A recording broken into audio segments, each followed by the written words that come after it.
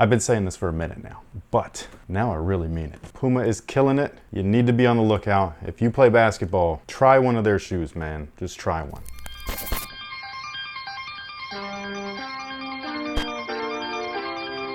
Hey, what's good guys? My name's Chris. Welcome back to the official WearTesters.com YouTube channel. Today we got a detailed look and breakdown on these potential bad boys right here. This, my friends, is the Puma TRC Blaze Court.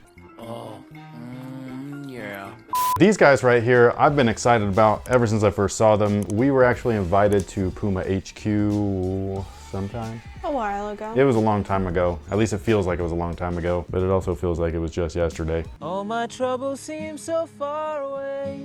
And when we were there, we saw a whole bunch of shoes. We saw the LaMelo shoes, we saw all the colorways, we saw the lows, we saw these, we saw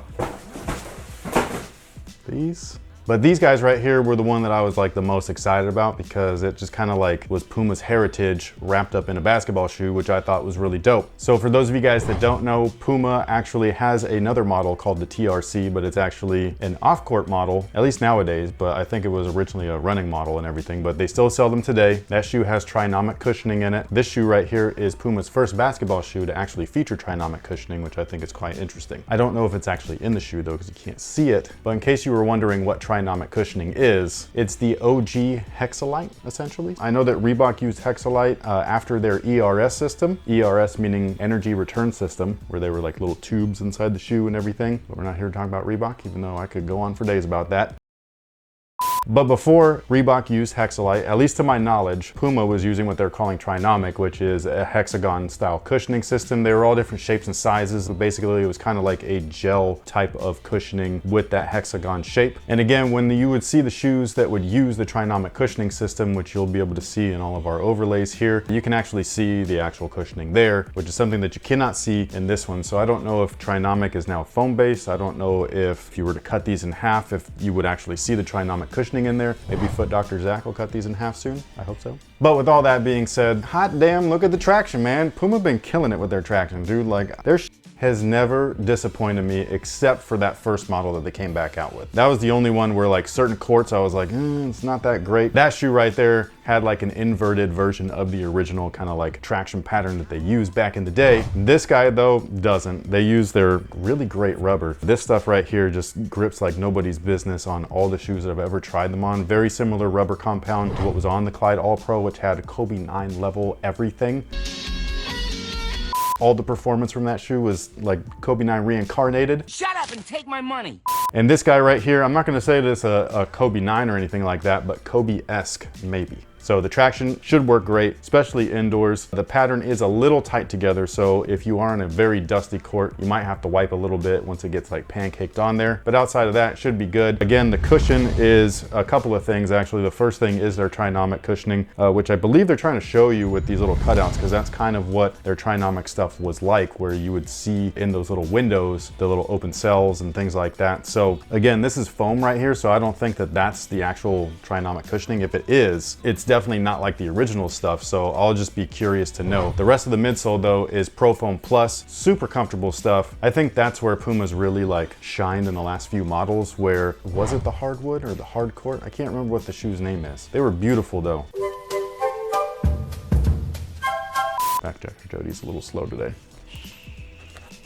Hardwood. It is the hardwood. What do I keep calling a hard court for? Is that like two different shoes combined? Do I got like a hybrid going on in my brain? There's the Puma Clyde Court. Oh. Which are the orange ones, and the orange colorway is called the Disrupt. Okay. So we're just my bad. Pancake smashing everything. It's a hybrid in here. But anyways, ever since the hardwood shoe, which was the last shoe that had kind of like mediocre cushion, they've just taken things to a different level, in my opinion, as far as their foams go. I feel like their foams are some of the best, along with some of Adidas's foams. Wow.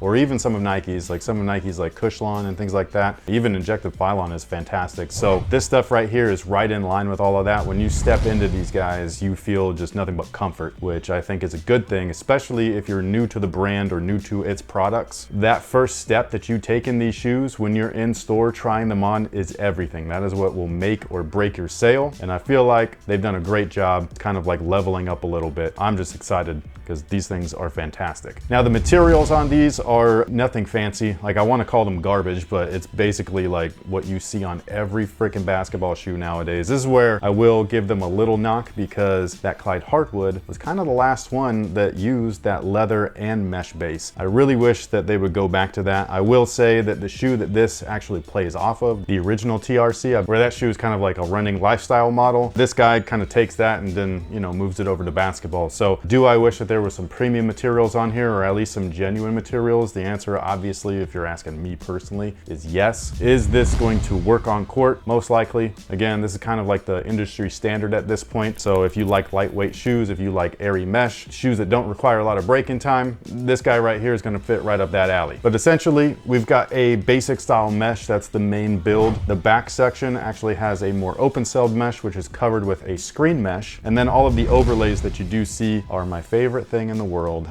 felt. I don't like it at all. I love how it looks though. But one of my favorite features of the build itself is something that you can and cannot see. So inside the heel area is a substantial heel counter, which is great with all of this soft ass material, because you're going to need it. This guy right here, that's a heel counter, dude. Like, that is awesome. On top of that, they have these little plastic things on there, which I think are always really cool. Like, I love little plastic cages and stuff like that. The KD's got them. I love those little things, the little trinkets, gimmicks, if you will, but sometimes gimmicks work. This is gonna be one of those times. So essentially, this top one right here is for lockdown at the midfoot and everything, and then it's gonna draw your heel into the back of the shoe, ensuring that you have proper ankle support. That's what ankle support is, that heel fit. It's not actually above the ankle. That's called ankle restriction. And then underneath that, we've got this little extra bar right there, and that is just an extra rollover cage. So if you're a hard planter or whatever, or a big dude, and you are just making a hefty ass move, this thing right here in conjunction with the internal heel counter should keep your foot on the footbed. And I just think that it's fantastic, man. Like, what a slick little design feature right there, that again pays tribute to the original model so effortlessly and seamlessly, that brings it all to a modern package. Now, as far as their fit is concerned, this one's going to be a tricky one, because they fit very snug. My toe is right at the edge. It's the way that I like what I would consider, I guess, my performance fit. If you like that kind of fit, you're going to want to go true to size. However, if you wear an ankle brace, or you're a wide footer or anything like that, you're going to want to go up half a size. Again, they're very, very snug lengthwise. Widthwise, they felt okay, but I think that a lot of people are going to have a problem with that short kind of fit. But anyways, just from an aesthetic point of view, how do you feel like they did? I just knew as soon as I had pulled them out of the box and I was checking them out, that I was just like, okay, as long as they've like stuck the landing as far as the cushion, he's gonna love these, because they look like the hardwood, like if you blacked out the shoe. I love the way that they're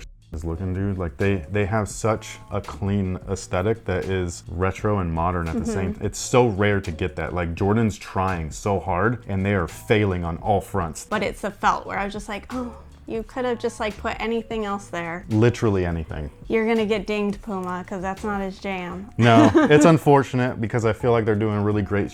But like I said, if you're gonna compare, like if you remove brands, like logos and stuff like that, and you just compare this shoe to the next shoe, to the next shoe, to the next shoe, it's all the same stuff. Like, there's no variety anymore, you know what I mean? Like, at this point, they're getting more clear, like those 37s, where they're see-through at this point. I'm just like, I know that some people love this lightweight era of sneakers. It's not my thing. As long as the shoe performs well, at the end of the day, it doesn't matter. It's just my personal thoughts. It's my personal preferences. When I'm buying something for $100+, I want a little bit of something that makes me feel like that. That's where the performance aspect comes in. So if these things kill it on court, then nothing I say matters. But with all that being said, thank you guys so much for watching. Thanks for being here. We greatly appreciate it. Let us know what you think about these down below in the comment section. If you were interested in grabbing a pair, I grabbed this one from Dick's. I've seen multiple colorways pretty much everywhere. So if you just Google the shoe's name and click the shopping tab, like under Google, you know, there's images, web, all that stuff. I'm sounding very old right now. If you go check out the Google. Yes, go to the Google and then it'll show you things. Also, I'm pretty sure. It's like the new Magic 8-Ball. I'm pretty sure Drew will have gone into our description box and put a link right there for you. Yes, I'm just saying that I got this pair from Dick's. I hope that YouTube doesn't take that the wrong way.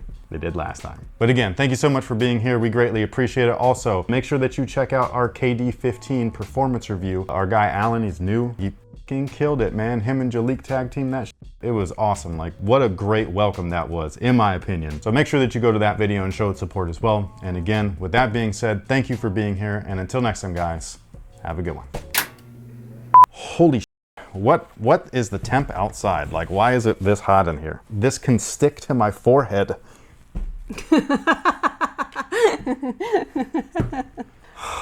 It's a little hot. A little hot? How are you even wearing that? You're the one bringing in the heat with the Hellfire Club, man.